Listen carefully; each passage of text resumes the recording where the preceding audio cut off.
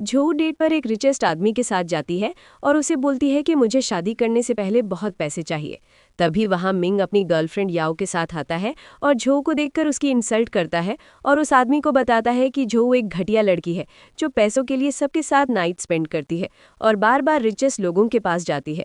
ये सब सुनकर वो आदमी जो पर शक करने लगता है तो जो उसे समझाती है कि ये लोग मुझसे जलते हैं, इसलिए मेरे बारे में रूमर्स फैलाते हैं। तब भी वो आदमी जो की इंसल्ट करता है और उस पर ड्रिंक फेंकने की कोशिश करता है। तभी वहां फू आकर उसे रोकता है। ये देखकर वो आदमी फू से पूछता है कि क्या तुम इस घटिया लड़की से शादी करोगे। फू कहता है मैं झो को लाइक करता हूँ और इससे शादी करने के लिए तैयार भी हूँ। ये बोलकर वो टेबल पर रखा रोज झो को दे देता है। ये देखकर वो आदमी वहां से चला जाता है। तब मिंग झो से बोलता है फू तू एक मैनेजर है और मैं अपनी कंपनी का सीईओ हूँ, मेरे पास बहुत पैसा है, फिर भी तुम उसके पीछे गई, मुझे समझ नहीं आ रहा है। झो बोलती है ये तुम्हारी तरह चीटर नहीं है, भले ही इसके पास कम पैसे हों पर ये रिस्पेक्ट करना जानता है। तब याओ बोलती है यहाँ सब कुछ पैसों से होता है, जो मिंग के पास बहुत है और वो इस रेस्टोरेंट का वीआईपी मेंबर भी है।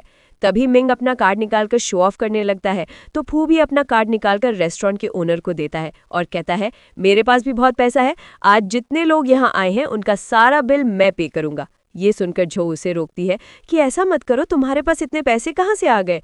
फू बोलता है तुम फिक्र मत करो, मेरे पास मिंग से ज्यादा पैसा है। ये सुनकर मिंग और उसकी गर्लफ्रेंड फू का मजाक उड़ाने लगते हैं। तब ओनर फू को कार्ड देते हुए बोलता है कि बिल पे हो गई है। तब मिंग और याओ शॉक्ड हो जाते हैं कि इसके पास इतने पैसे कहाँ से आ गए। वहीं जो भी सोचने लगती है कि ये तो कंपनी का मैनेजर है, फिर इसके पास इतने पैसे क्यों हैं। फिर मिंग अपना वीआईपी कार्ड दिखाकर फू से बोलता है कि मैं यहाँ वीआईपी हूँ। तब ओनर उसे बताता है कि अब तुम यहाँ वीआईपी नहीं हो क्योंकि इस होटल के सीईओ ने तुम पर बैन लगा दिया है, अब तुम यहाँ नहीं आ सकते।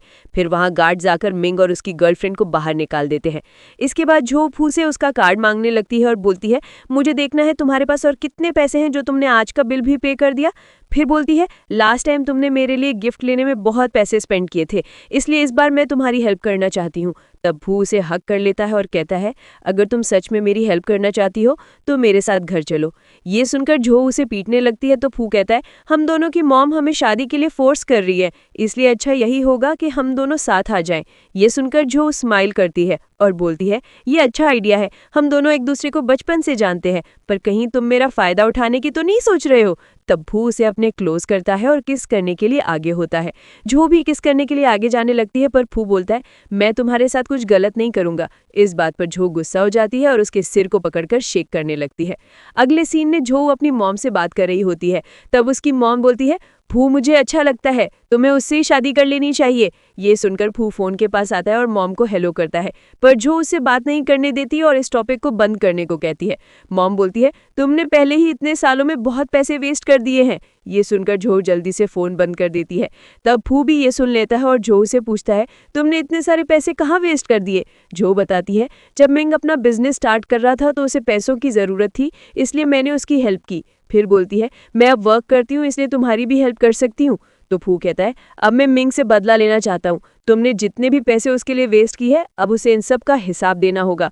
ये बोलकर वो मिंग का नंबर मांगता है तो जो उसे पूछती है क्या तुम उसे पिटवाने के बारे में सोच रहे हो। फू उसके सिर पर मारते हुए कहता है नहीं, मेरा प्लान उसे बर्बाद करने का है। नेक्स्ट डे मिंग याओ के साथ एक ज्वेलरी बिडिंग में आता है जहां फू भी झो के साथ आता है। उन्हें देखकर मिंग कहता है तुम लोग हर जगह हमारा पीछा क्यों करते हो। फू बताता है मैं यहाँ ज्वेलरी लेने आया हूँ जो यहाँ की स्पेशल ज्वेलरी में से एक है और उसे परचेज करने की हिम्मत भी मुझ में है क्योंकि मेरे पास बहुत पैसा है। ये सुनकर मिंग भी जोश में आ जाता है कि अब तो वो ज्वेलरी मैं ही लूंगा। तभी मिंग की नज़र फू के असिस्टेंट पर जाती है क्योंकि वही सबके लिए प्रेसिडेंट है, इसलिए मिंग उससे लास्ट इंसिडेंट के लिए सॉरी कहता है और उससे पूछता है कि तुम्हें आज की बिडिंग में जो भी चाहिए मैं तुम्हें ला कर दूंगा। तो असिस्टेंट उसे बताता है कि मुझे एक नेकलेस चाहिए। फिर वहां बिडिंग शुरू होती है जिसमें मिंग और फू बोली लगाना शुरू करते हैं। फू को बोलते हुए सुनकर मिंग सबसे ज्यादा बोली लगाता है और बिडिंग जीत जाता है, जिसे देखकर फू और झो उस पर हंसने लगते हैं क्योंकि उनका प्लान पूरा हो जाता है। फिर मिंग अपने कार्ड से उस नेकलेस के लिए पे कर देता है और सबको बताने लगता है कि मैं सबसे रिचेस्ट हूँ। अब एक लेडी वो नेकलेस जमीन पर फेंक देती है। ये देखकर याओ और मिंग शॉक्ड हो जाते हैं कि इतनी एक्सपेंसिव चीज को कोई ऐसे कैसे फेंक सकता है। तब सभी लोग वहां से जाने लगते हैं क्योंकि वो सारे एक्टर होते हैं जो इस एक्ट को करने के लिए आए थे और ये सब फू का आइडिया था ताकि झो को उसके पैसे वापस मिल सके जो उसने मिंग पर वेस्ट किए थे। तब तक मिंग सब समझ जाता है और गुस्से में फू से पूछता है तुमने मुझे धोखा क्यों दिया, ये सब करने की क्या जरूरत थी।